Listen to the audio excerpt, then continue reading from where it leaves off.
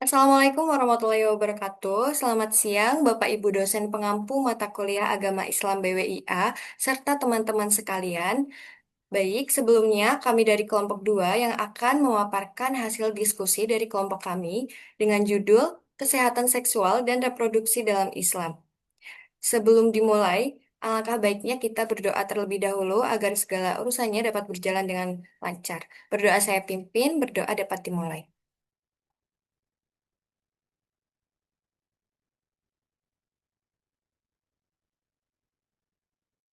Berdoa dapat dicukupkan.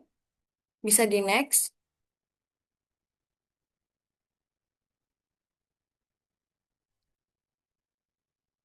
Selanjutnya izinkan kelompok kami memperkenalkan diri dengan saya sendiri, Ayah Sofia dengan NIM akhir 006 dan teman saya. Perkenalkan, saya Yasmin Fidikin dengan NIM akhir 005.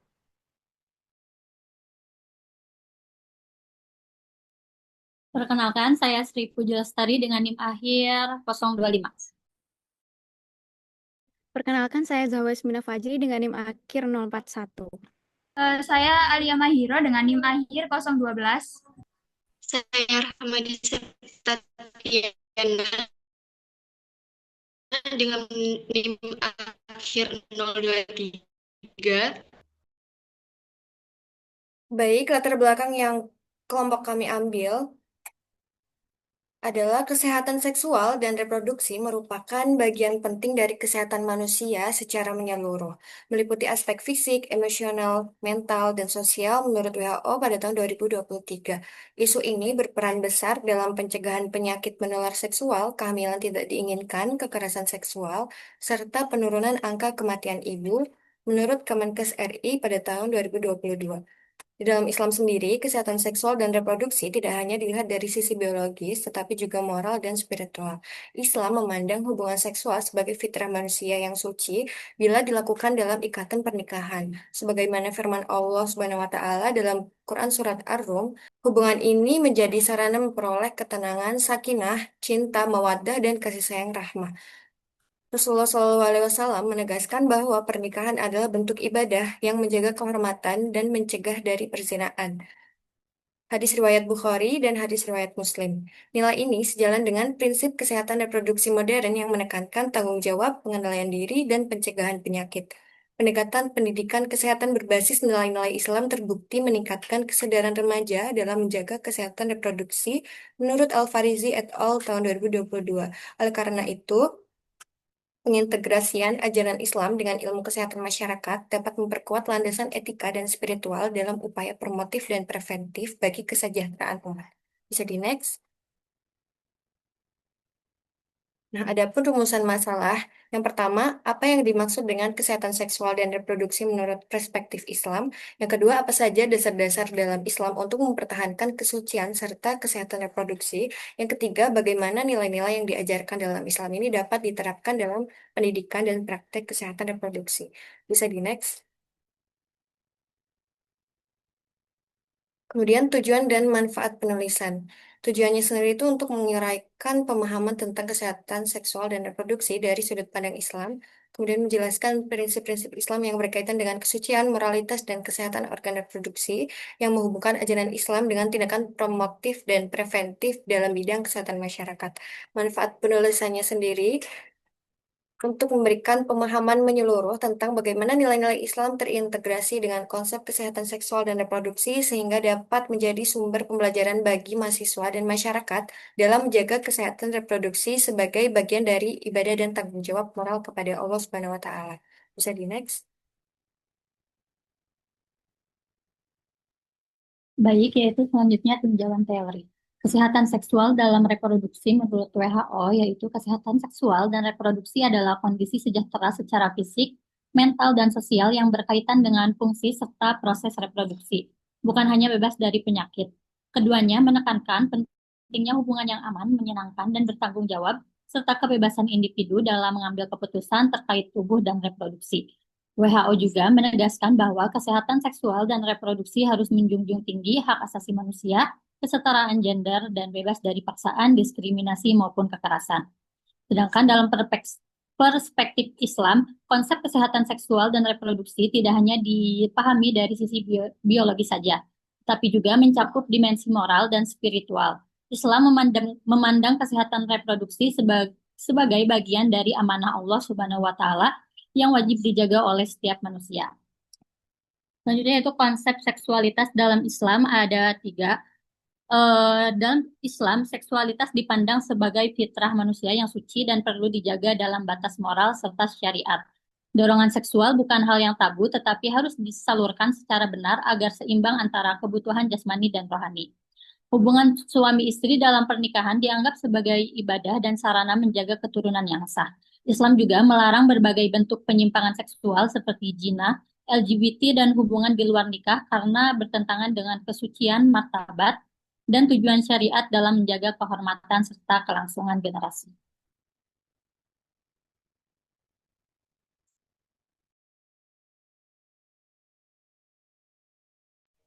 Selanjutnya yaitu ada konsep kesehatan reproduksi dalam Islam. Yang pertama ada tanggung jawab menjaga kebersihan dan kesehatan organ reproduksi. Islam memandang tubuh manusia sebagai amanah yang diberikan oleh Allah yang harus dijaga dan dirawat dengan baik, termasuk organ reproduksi.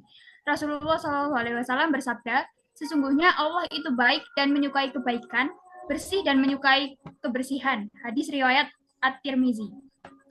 Menjaga kesehatan organ reproduksi berawal dari menjaga kebersihan diri yang bertujuan agar organ reproduksi tetap bersih, sehat, dan terhindar dari kemungkinan terkena penyakit.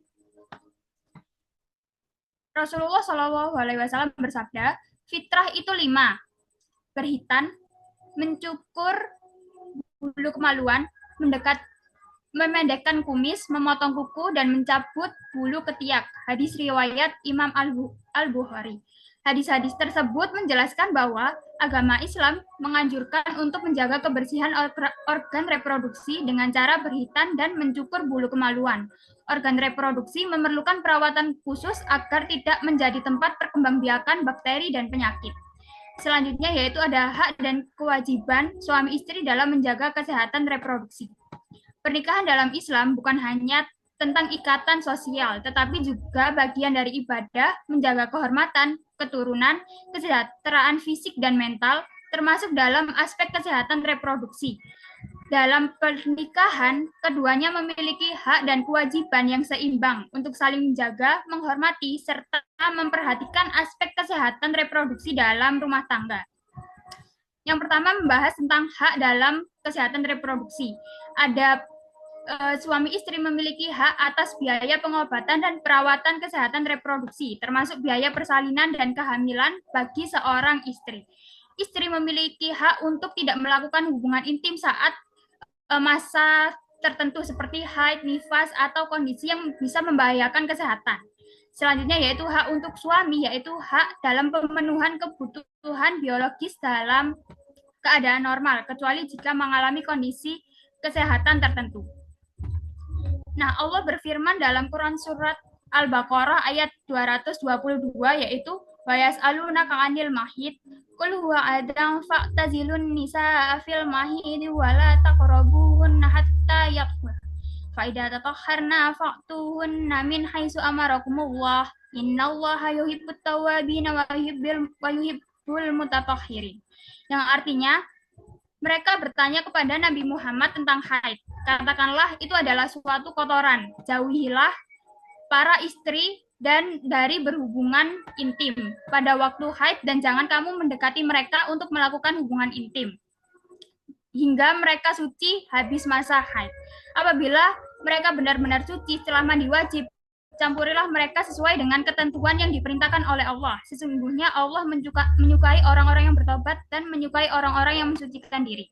Selanjutnya yaitu ada kewajiban dalam kesehatan reproduksi. Dalam berumah tangga, suami istri ini memiliki kewajiban yang sama, yaitu yang pertama saling menjaga komunikasi yang terbuka tentang masalah kesehatan reproduksi. Yang kedua yaitu suami istri ini saling menjaga tentang kesehatan reproduksi mereka agar tidak melakukan tindakan yang berbahaya dan dapat tertular kepada pasangannya. Next.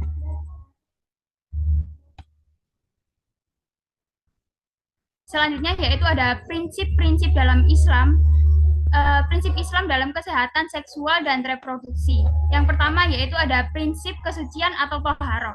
Toharoh ini merupakan prinsip dasar dalam Islam yang mencakup dua dimensi, yaitu kesucian fisik atau toharoh hisiyah atau kesucian spiritual atau toharoh ma'nawiyah. Nah, Allah berfirman dalam Quran surat Al-Baqarah ayat 22 mengatakan bahwa Innallaha yuhibbut tawwabina wa yuhibbul mutatahhirin, yang artinya sesungguhnya Allah menyukai orang-orang yang bertobat dan menyukai orang-orang yang mensucikan diri. Nah, Rasulullah juga bersabda, bersuci itu separuh dari iman. Hadis riwayat Abu Malik. Di sini Allah menegaskan bahwa Allah menyukai orang yang memperhatikan kebersihannya. Kesucian fisik atau toharoh hisiyah dapat dilakukan dengan bersuci dari hadas kecil dan hadas besar, membersihkan najis, menjaga kebersihan organ reproduksi. Nah, praktik tersebut dapat membersihkan tubuh dari keringat, bakteri, dan debu yang dapat menyebabkan infeksi penyakit. Sedangkan di kesucian spiritual atau toharoh ma'nawiyah dilakukan dengan menjaga kehormatan diri, tidak melakukan kegiatan seksual dan dapat menyebabkan resiko penyakit, serta tidak melakukan hubungan sebelum memperoleh ikatan pernikahan. Yang kedua yaitu prinsip tanggung jawab dan amanah. Nah, prinsip tanggung jawab atau mas'uliyah dan amanah menekankan bahwa setiap individu memiliki tanggung jawab atas apa yang telah diamanahkan kepadanya. Dalam surat Al-Mu'minun ayat 8, waladina hum li amanatihim wa ahdihim ra'un, yang artinya sungguh beruntung pula orang-orang yang melihat amanah dan janji mereka. Nah, amanah ini dapat diartikan sebagai kewajiban atau sesuatu yang diserahkan kepada seseorang untuk dipelihara dan ditunaikan dengan baik. Amanah telah diberikan dan harus dipertanggungjawabkan oleh penerima amanah tersebut. Tubuh manusia merupakan amanah yang diberikan oleh Allah, sehingga kita juga harus menjaga termasuk organ reproduksi kita. Melakukan tindakan yang dapat merusak fungsi reproduksi tanpa alasan medis yang kuat merupakan bentuk pengkhianatan terhadap amanah yang telah diberikan oleh Allah. Next. Selanjutnya ada prinsip menjaga kehormatan atau ifah. Nah, ifah ini adalah prinsip etika dalam Islam yang digunakan sebagai benteng moral yang dapat melindungi individu, keluarga, masyarakat dari kerusakan akhlak dan masalah sosial yang berkaitan dengan penyalahgunaan seksual. Al-ifah atau memelihara diri agar terhindar dari segala perbuatan tercela merupakan nilai yang penting agar seseorang dapat menjaga dan menyelamatkan diri dari berbagai hal yang haram dan hinanya syahwat. Nah, Allah berfirman dalam Quran surat An-Nur ayat 30, Kulil mu'minina ya'uddu min absarihim wa yahfadhu furujahum. Dzalika azka lahum. Innallaha khabirum bima yasnaun. Yang artinya, katakanlah kepada laki-laki yang beriman, hendaklah mereka menjaga pandangan dan memelihara kemaluannya. Demikian itu lebih suci bagi mereka, sesungguhnya Allah Maha teliti terhadap apa yang mereka perbuat. Nah, menjaga pandangan dan kemaluan ini dapat melindungi kita dari fitnah, menjaga martabat, dan menjaga diri dari kegiatan yang haram, serta menjauhkan kita dari zina yang dapat mengganggu kesehatan reproduksi, fisik, mental, maupun sosial. Next. Selanjutnya ada bab pembahasan. Yang pertama ada pandangan Islam terhadap seksualitas dan reproduksi. Pertama ada seksualitas sebagai bagian dari maqasid syariah atau memelihara keturunan. Seksual merupakan bagian dari maqasid syariah, yaitu tujuan syariat Islam untuk menjaga kemaslahatan manusia. Ada 5 dasar unsur pokok kehidupan. Yang pertama ada agama, jiwa, akal, keturunan, dan harta. Salah satu unsur dari maqasid syariah adalah fis al-anas, yaitu melihara keturunan. Dengan demikian, hubungan seksual dalam Islam bukan hanya untuk urusan biologi saja, tetapi juga memiliki nilai spiritual dan sosial yang tinggi karena untuk melanjutkan keturunan yang sah dan menjaga keberlangsungan umat manusia, sebagaimana firman Allah dalam Al-Quran surat Al-Nisa ayat 1. Wahai manusia, bertakwalah kepada Tuhanmu yang telah menciptakanmu dirimu yang satu Adam, dan dia menciptakan dirinya pasangannya Hawa, dan dari keduanya Allah memperkembangbiakan laki-laki dan perempuan yang banyak.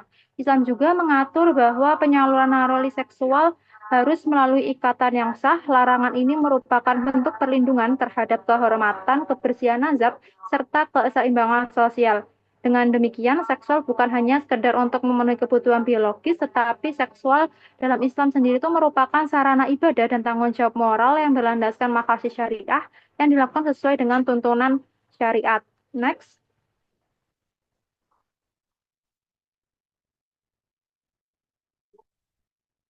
Yang kedua ada seksualitas dalam Islam bukan tabu tetapi diatur dengan etika. Dalam pandangan Islam sendiri, seksualitas tidak hanya dianggap sebagai hal tabu untuk dibicarakan. Selama pembahasannya dilakukan dengan etika dan tujuan pendidikan. Seksual dalam Islam ini didasari oleh nilai etika, kasih sayang, dan tanggung jawab. Hubungan seksual suami dan istri bukan hanya sekedar pemenuhan kebutuhan biologis, melainkan juga menjadi pemenuhan ketenangan batin dan kasih sayang sebagaimana juga dalam Al-Qur'an surat Ar-Rum ayat 21 dan di antara tanda-tanda kebesarannya ialah dia menciptakan pasangan-pasangan untukmu dari jenis dirimu sendiri agar kamu merasa tentram kepadanya dan menjadikan di antaramu rasa cinta dan kasih sayang. Sesungguhnya pada yang demikian itu benar-benar terdapat tanda-tanda kebesaran Allah bagi kaum yang berpikir. Oleh karena itu, seksual dipandang sebagai bagian dari ibadah yang bernilai pahala dan apabila dijalankan dengan niat yang benar dan sesuai adab Islam. Pandangan ini juga menolak anggapan bahwa pembahasan tentang seks harus dihindari atau bersifat tabu sepenuhnya, melainkan harus diluruskan pemahamannya agar sesuai dengan etika Islam sehingga menjadi sarana ibadah dan bukan menjadi sumber dosa. Next.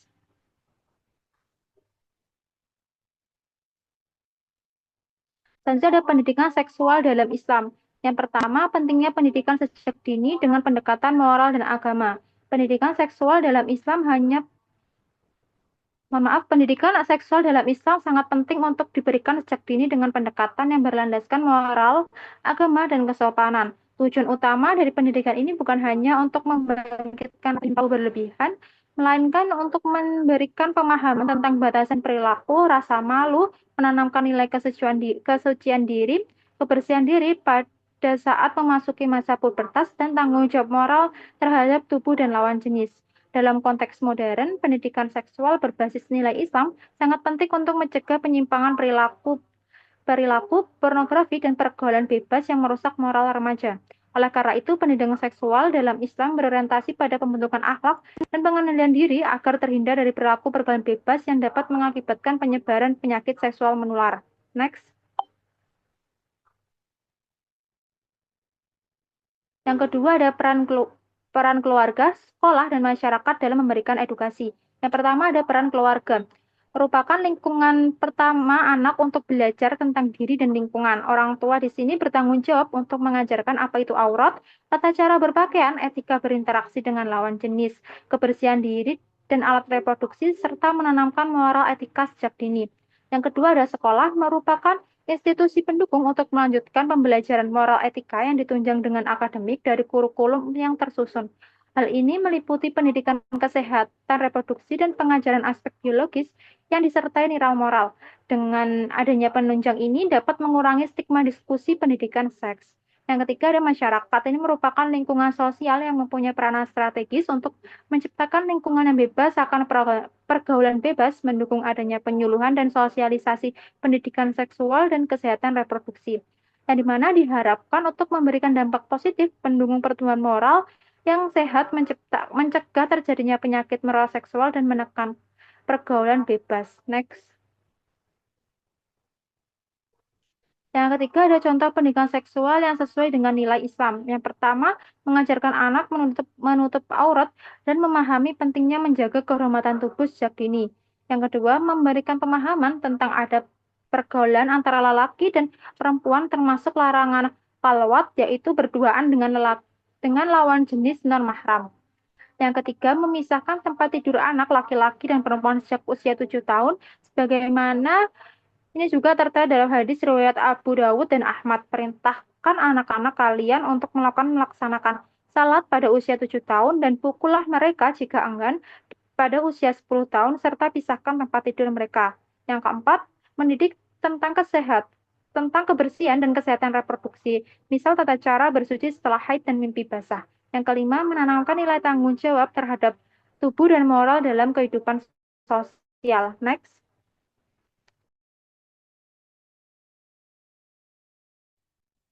Selanjutnya yaitu isu-isu kontemporer mengenai reproduksi dalam Islam.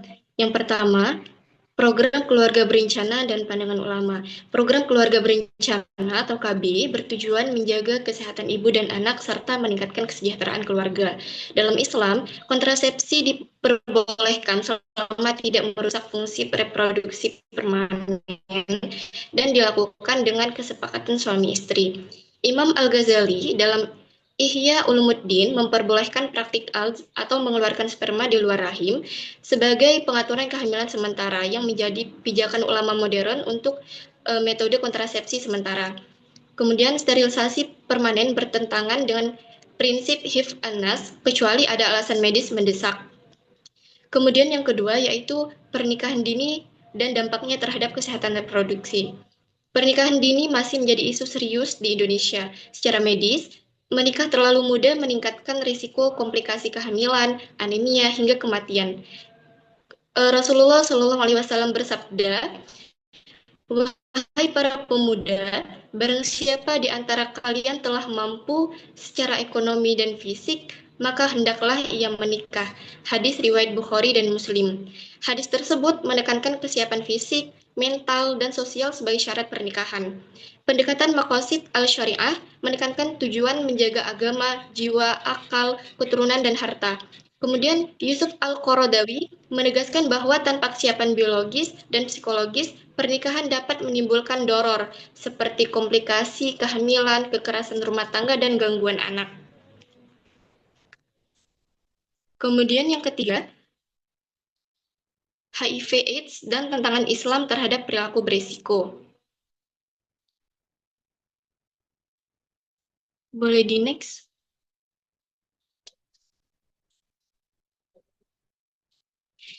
Dalam ajaran Islam, perilaku berisiko seperti zina, homoseksualitas, dan penggunaan narkoba melalui jarum suntik secara tegas dilarang karena menjadi faktor utama penularan HIV. Allah Subhanahu wa taala berfirman dalam Quran surah Al-Isra ayat 32 yang artinya, "Dan janganlah kamu mendekati zina, sesungguhnya zina itu adalah perbuatan yang keji dan suatu jalan yang buruk." Jurnal HIV/AIDS sebagai faktor fasakh nikah dalam perspektif fikih Syafi'iyah membahas kemungkinan menjadikan infeksi HIV menjadi alasan fasakh dalam mazhab Syafi'iyah jika membahayakan pasangan atau keturunan. Sejalan prinsip maqasid al-syariah, hifz an-nafs dan hifz an-nas. Namun, Islam tidak membenarkan sikap diskriminatif terhadap penderita HIV/AIDS. Sebaliknya, Islam menekankan kasih sayang dan perlindungan bagi mereka. Next.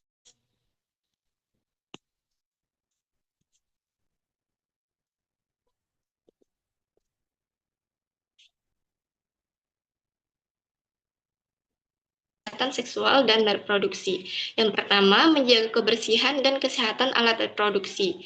Prinsip toharoh atau kebersihan mendukung kesehatan reproduksi. Seperti yang sudah disampaikan teman saya sebelumnya, Allah Subhanahu wa taala berfirman dalam Quran surah Al-Baqarah ayat 222 yang artinya sesungguhnya Allah menyukai orang-orang yang bertobat dan menyukai orang yang menyucikan diri. Quran surah Al-Maidah ayat 6 juga menegaskan pentingnya bersuci sebelum sholat yang relevan dengan kebersihan tubuh dan organ reproduksi. Praktik mandi wajib, mencuci area genital, dan menjaga kebersihan saat haid merupakan penerapan toharoh modern menurut Hidayati 2020. Kemudian next.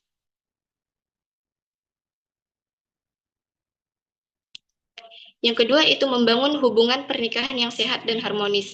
Dalam pandangan Islam, pernikahan tidak semata-mata dimaknai sebagai pemenuhan kebutuhan biologis, melainkan juga sebagai sarana untuk mencapai keseimbangan spiritual dan emosional.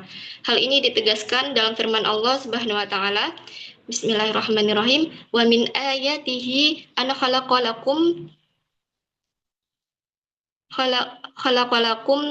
min anfusikum azwajan kunu ilaiha wa ja'ala bainakum mawaddatan wa rahmah inna fi dzalika laayatil liqaumin yatafakkarun, yang artinya yang dimana ayat ini menekankan keharmonisan ditunjukkan melalui komunikasi terbuka, keseimbangan peran suami istri, dan penghormatan hak reproduktif. Kemudian edukasi pranikah berbasis nilai Islam membantu menciptakan keluarga sakinah dan mencegah kekerasan rumah tangga. Kemudian, next. Yang ketiga, menghindari perilaku seksual menyimpang. Islam melarang perilaku seksual menyimpang untuk menjaga kehormatan hifz al-ird. Rasulullah Shallallahu Alaihi Wasallam bersabda, setiap umatku dimaafkan kecuali yang berbuat dosa secara terang-terangan. Hadis riwayat Bukhari nomor 6069. Larangan ini mencegah penyakit menular seksual. Edukasi berbasis agama lebih mudah diterima masyarakat muslim menurut Mashkurah dan Effendi 2022. Kemudian yang keempat, menguatkan peran ulama dan tenaga kesehatan dalam edukasi. Penyuluhan berbasis nilai Islam di pesantren, sekolah, dan masyarakat efektif meningkatkan pengetahuan tentang pernikahan dini dan kesehatan reproduksi. Rasulullah Shallallahu Alaihi Wasallam bersabda, barang siapa yang menunjukkan ke arah kebaikan, maka dia mendapatkan pahala seperti orang yang mengamalinya. Hadis riwayat Muslim. Artinya, ulama dan tenaga kesehatan yang membimbing masyarakat menuju perilaku sehat memperoleh pahala setara pelaku kebaikan. Next. Baik, jadi kesimpulannya adalah kesehatan seksual dan reproduksi dalam Islam itu mencakup aspek biologis, moral, spiritual, dan juga sosial. Menjaga organ reproduksi adalah amanah serta ibadah kepada Allah Subhanahu wa Ta'ala. Seksualitas merupakan fitrah yang harus diarahkan melalui pernikahan yang sah dan bertanggung jawab. Prinsip toharoh, amanah, dan ifah menjadi dasar perilaku sehat. Dengan berpegang pada maqasid syariah, nilai-nilai Islam mampu membentuk masyarakat yang sehat, bermoral, dan juga sejahtera lahir dan batin. Kemudian ada beberapa saran yang bagi individu. Yang pertama yaitu menjaga kebersihan, kehormatan, dan juga kesehatan reproduksi sesuai dengan syariat. Kemudian hindari perilaku menyimpang sebagai bentuk tanggung jawab kepada Allah Subhanahu wa Ta'ala. Kemudian saran yang kedua bagi keluarga, yaitu orang tua perlu menanamkan pendidikan seksual Islami sejak dini agar anak dapat memahami aurat, adab, dan juga kesucian diri. Kemudian saran yang ketiga, yaitu bagi lembaga dan juga masyarakat, sekolah dan masyarakat diharapkan dapat mengajarkan kesehatan reproduksi sesuai dengan nilai Islam serta menciptakan lingkungan yang bebas pornografi dan juga pergaulan bebas. Dan saran yang keempat, yaitu bagi pemerintah dan juga tenaga kesehatan, perkuat edukasi kesehatan reproduksi dengan pendekatan religius, budaya, dan libatkan ulama serta tenaga kesehatan dalam penyuluhan.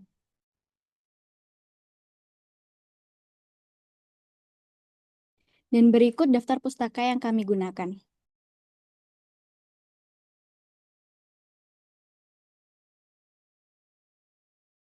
Terima kasih.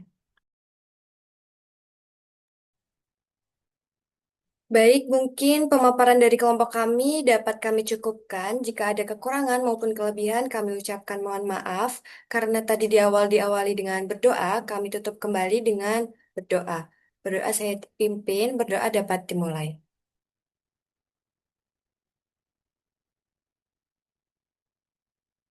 Berdoa dapat dicukupkan. Terima kasih atas perhatiannya. Sekian dari kelompok kami. Wassalamualaikum warahmatullahi wabarakatuh. Terima kasih.